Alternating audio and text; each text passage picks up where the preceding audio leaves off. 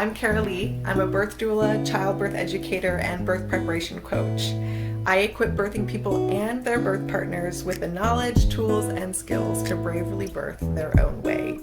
This is episode 6 of my weekly birth preparation series, and we're going to be talking about medical labor inductions today. If you'd like to receive these weekly videos directly into your inbox, please go to bravejourney.com and enter your email address, and I'll send them every time I release a new video. I don't send spam or sell your information. It's just so I can send these weekly videos.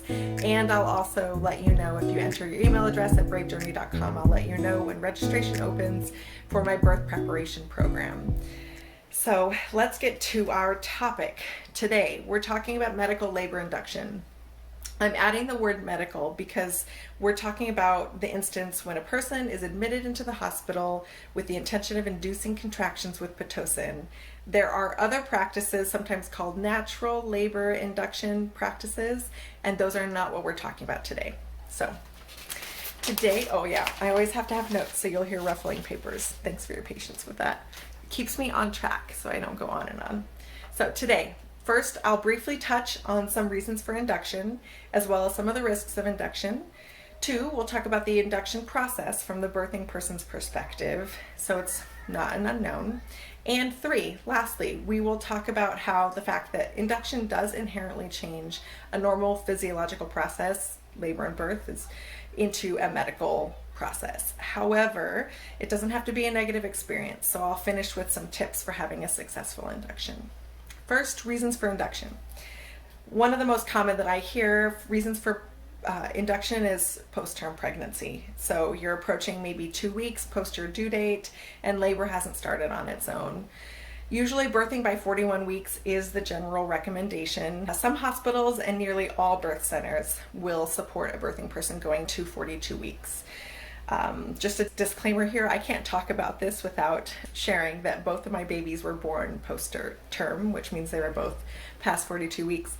It happened with my first, and I really thought that with my second it wouldn't happen, but again, went past 42 weeks.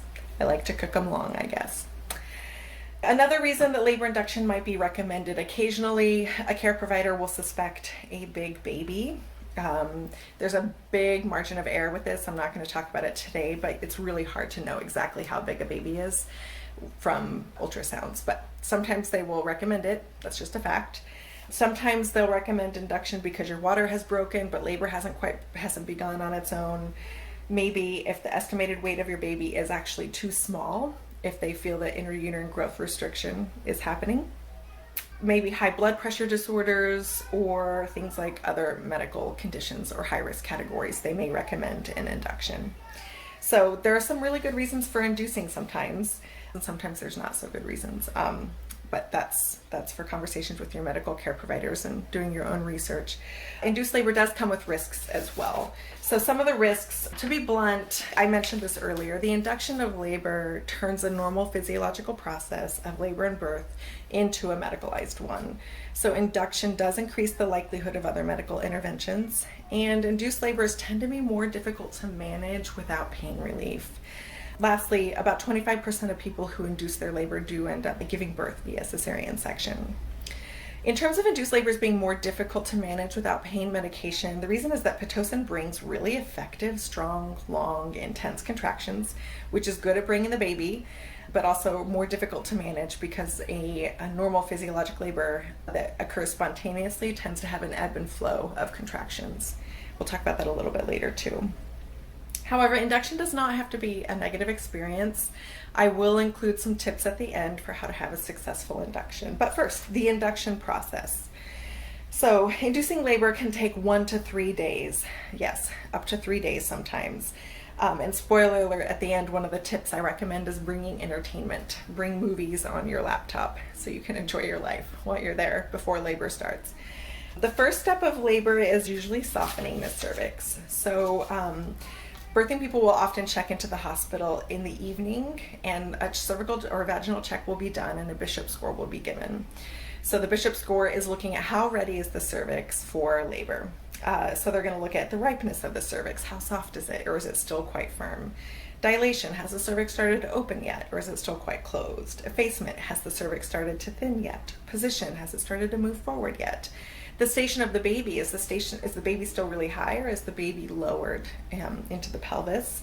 All of these are signs of labor progress. All of these are signs that the body may be ready for an induction or for labor to start. And all of these changes to the cervix happen gradually over the course of the last few weeks of pregnancy. So if the cervix isn't considered ready yet, the medical care provider may start administer a medication to soften or ripen the cervix. So I mentioned you may check in the evening. They'll administer that medication and then let it work its magic through the night. This is common.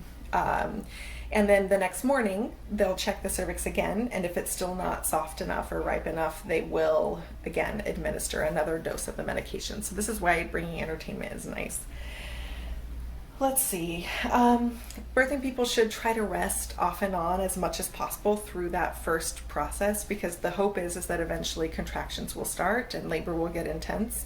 So resting more in the beginning can be really helpful. Let's see.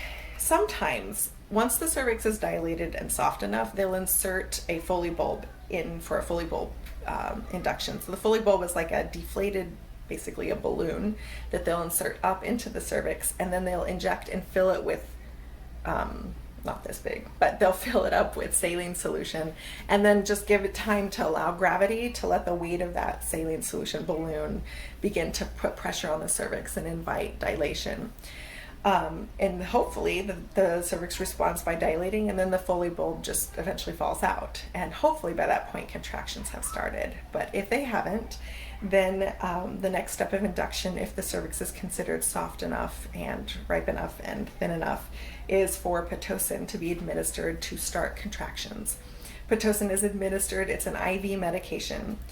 So even with IV pole and monitor straps, it's very possible for birthing people to stay upright and keep moving through their labor. It just means take the pole with you everywhere you go, and perhaps having to stay within a range of the monitors because of the monitor straps, but it's still staying upright and leaning slightly forward, and it can really help labor progress and help the induction process. So sitting on a birth ball, rotating your hips, standing and slow dancing and swaying, all of this can help in the early stage of contraction starting.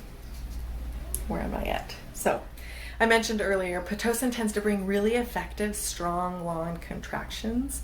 The other side of that is that these contractions, while effective at bringing baby, can be more difficult to manage, because a normal labor, a labor that starts spontaneously, there will be a super strong contraction, really intense at the peak, you think you can't handle it, and then it goes away and you get a break. And you get another super intense contraction, and then it goes away and you get a break. And then the next contraction comes on, but it's weak and short and quick and goes away. And you get another weak one, so then you get a longer break. And then you get a super, super strong one. It's so intense you don't think you can handle it, but it goes away and you get a break. So that ebb and flow is what makes labor manageable and makes it so people can find their rhythm and work with it. With Pitocin, they're just strong and intense, and they just peak every single time, and there's no break. So that can be really difficult to manage without pain relief. It's just a fact. So it's important to remember that a labor induction may be recommended by your care provider, but the decision of whether or not to induce labor or wait for spontaneous labor is yours. And even if you've made an appointment for induction, you can cancel or postpone it a day or two. So it's important that you make the decision of whether or not to induce labor in collaboration and discussion with your medical care provider. To be blunt though, some care providers can use heavy-handed tactics to pressure patients to choose any medical intervention, but with induction they often pull what we call the dead baby card, which sounds awful, but they'll threaten that if a patient chooses not to induce at that moment, that their baby may die, which is terrifying. It's everybody's worst nightmare. So it's a little heavy-handed, because often the situation is much more complex than that, and usually waiting a little bit until the person feels ready to induce their labor is extremely effective. So I've had many clients cancel appointments or postpone appointments until they feel ready.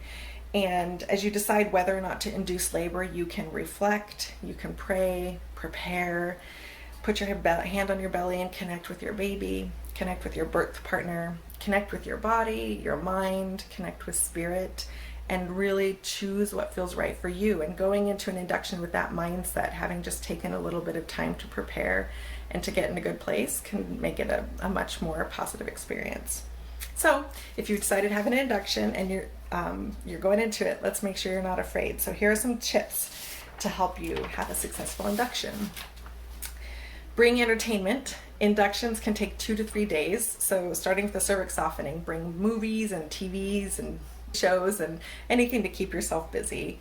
Encourage the birth partner to get good sleep and take good care of themselves, and let them be free. Let them bring earplugs and an eye mask so they can sleep through all the people coming in all night.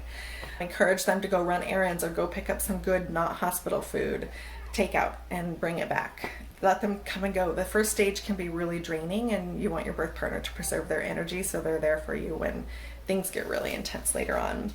Stay upright and moving around as much as possible. I mentioned that, but even with an IV pole and monitor straps, you can move around, stay swaying, stay up, sit on a birth ball, lean forward against the hospital bed. All of these upright and active positions are possible even with an IV pole. It just takes a little maneuvering. Pitocin should be slowly increased, so not given all at once, but over the course of an hour or two, increased every hour just a little bit. So this allows you to have an early labor experience and find your rhythm and find ways to manage labor just like a normal spontaneous labor. You can practice your coping strategies early on. And then when things get more intense, you've had a chance to do that rather than labor just kicking into gear all at once. And if your medical care provider suggests breaking your water earlier in labor, which sometimes they'll say that can help stimulate labor contractions, you can have a conversation with them about the benefits and the risks, because one of the risks with that is that you're put on a timeline. Most medical care providers have a policy that people need to have birthed their babies by a certain number of hours after their water breaking because of risk of infection once the waters are broken. So you can talk to your care provider about maybe waiting until labor is really firmly established until breaking your water, or waiting until even later. So that's the lowdown on inductions with a few tips. Let me know what you think. I'm so curious. Leave a comment, send me a DM. Did you have an experience with induction? Have you been facing a decision about having an induction? Just let me know. I love talking about these things.